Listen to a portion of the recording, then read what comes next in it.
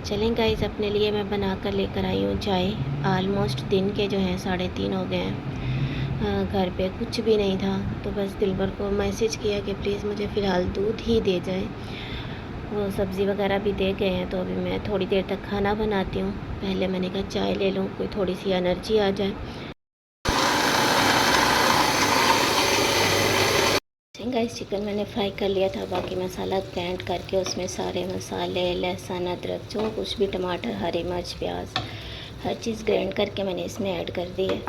अभी ये आस्ता आस्ता पकता रहेगा। मसाला भी मैंने साथ ही हल्का सा ऐड कर दिया, अगर ज़रूरत हुई तो बाद में और कर दूँगी।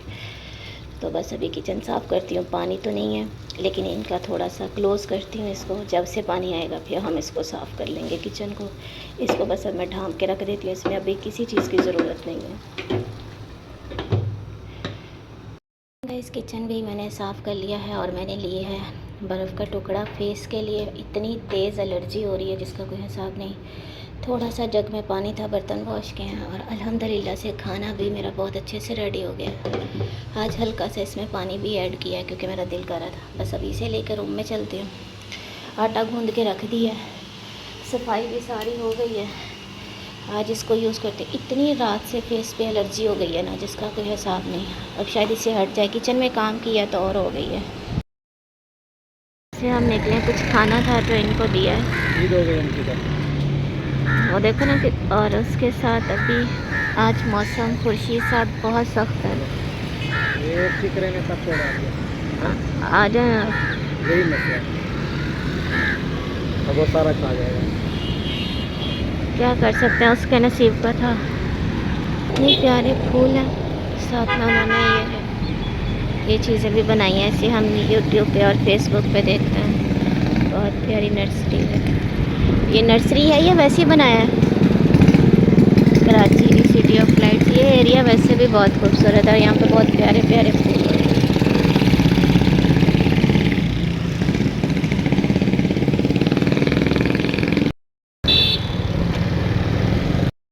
ये DH कब्रिस्तान, यहाँ जी नूर जहाँ की कब्र है। अल्लाह ताला सबको जन्नत में आला मकाम अता फरमाए। कब्रिस्तान भी बड़ा खूबसूरत सजाया हुआ है। गुलाब और गुलाब फूल वगैरह जाते होंगे ना अंदर लोग लेकर।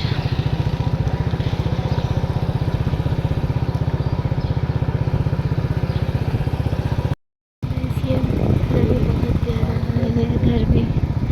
आज बस खुर्शीद साहब जो है ना बहुत चमक रहा है। बंगला बहुत प्यारा है माशाल्लाह।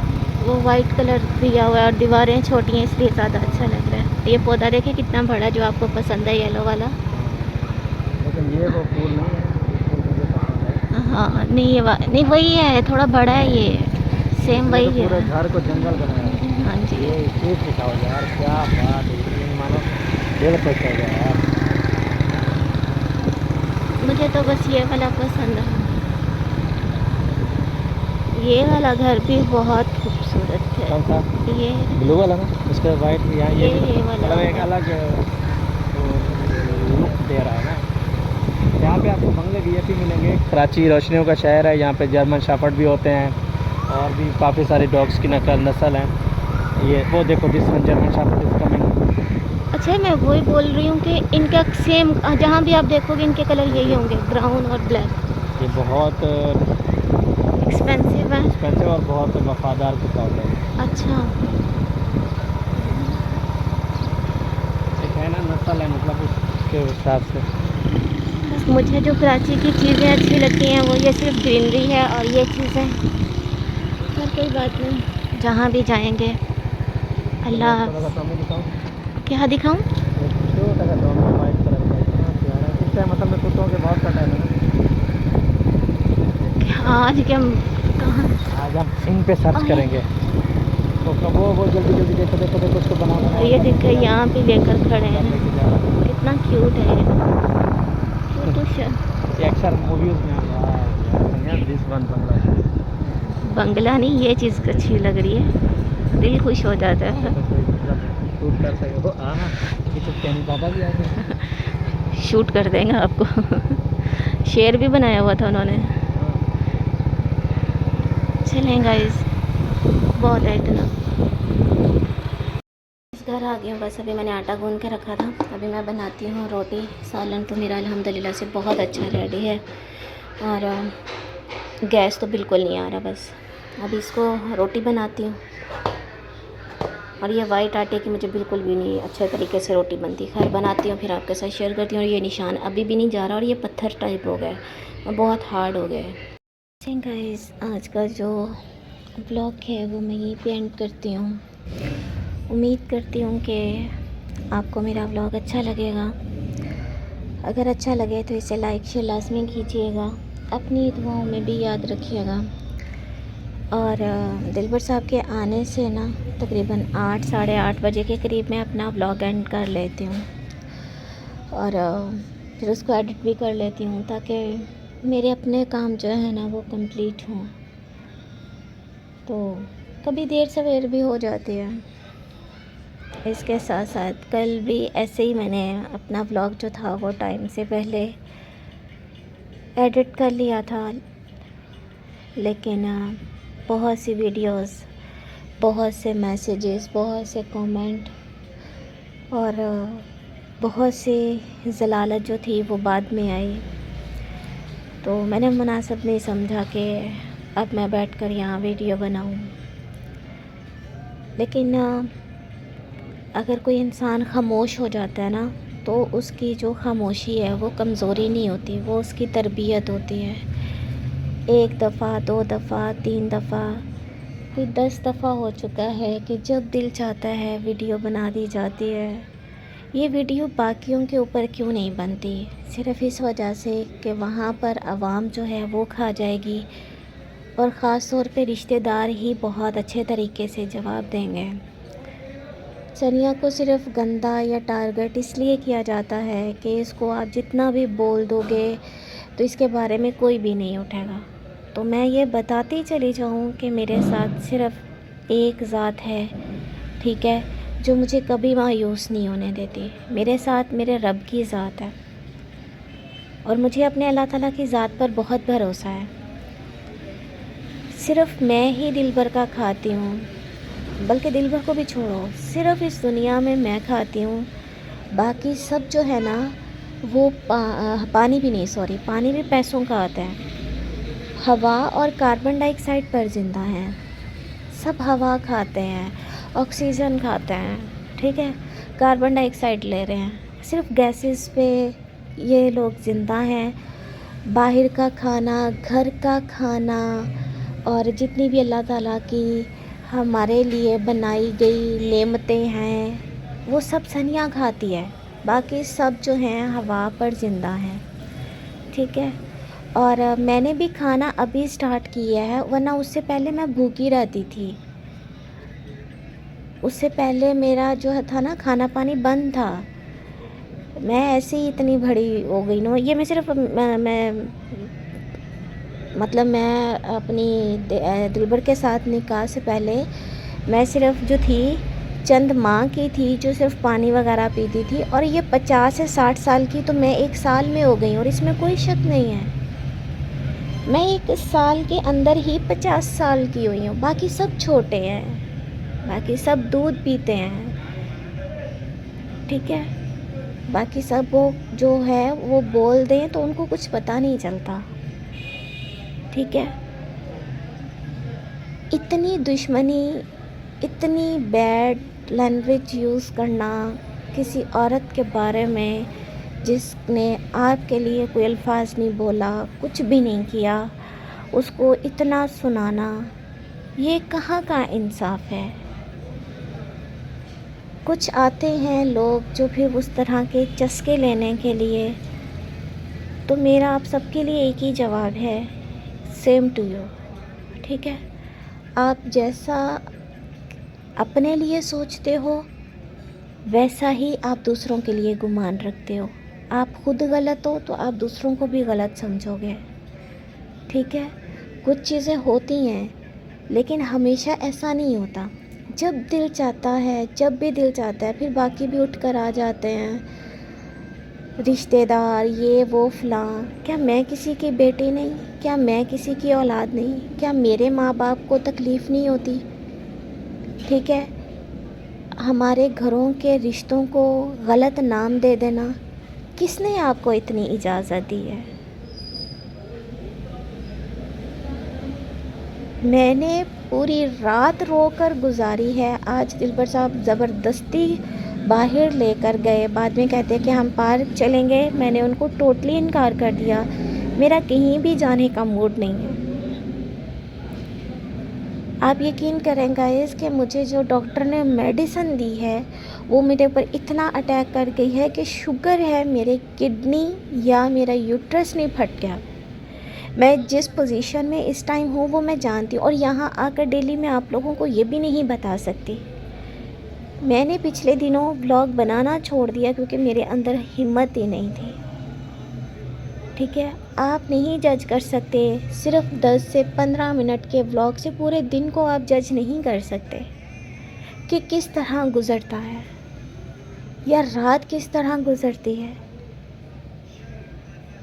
लेकिन एक बर्दाश्त की लिमिट होती है। इंसान को नहीं किसी को इतना टारगेट करना चाहिए, नहीं किसी को इतनी अजियत देनी चाहिए जिसका कोई कसूर ही ना हो। गुनाह आप लोगों के अपने हैं और आप डाली मेरे सर पे जा रहे हो। अगर कोई खामोश हो जाता है ना, तो इसका मतलब ये नहीं हो जाता कि वो डर गया है या उसके पास कुछ है नहीं। ये यार तरबियत है कि नहीं यार, मुझे नहीं बोलना। मेरे माँ बाप ने मुझे ये चीज़ नहीं सिखाई। मेरे देखें, हम एज़ अ मुस्लिम कुरान पाक से भरी इस दुनिया में हमारे लिए कोई किताब नहीं है। इवन के अंग्रेज़ लोग या गैर मुस्लिम लोग भी हमारी किताब से बहुत से मालूमात हासिल करते हैं। वो मुसलमान कम, गैर मुस्लिम जो है कुरान पाक को पढ़ पढ़ के तरक्की कर चुके हैं, क्योंकि अल्लाह ताला ने हर चीज़ का हल जो है वो कुरान पाक में रखा है।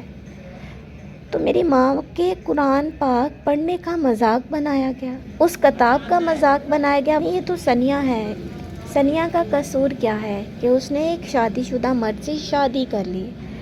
मुझे सिर्फ इतना बताया जाए कि पूरे ख़ानदान में एक दिलबर ही है, बाकी तो सब औरतों का एक ही शौहर है और एक ही बीवी है। खुदा के लिए आप लोगों के जो अपने मसले हैं आप उन पर बात करें, आप उनको डिस्कस करें, आप उनका हल निकालें। आप उसके लिए एक दूसरे को जितना चाहे गंदा करें। मुझे क्यों घसीटा जाता है?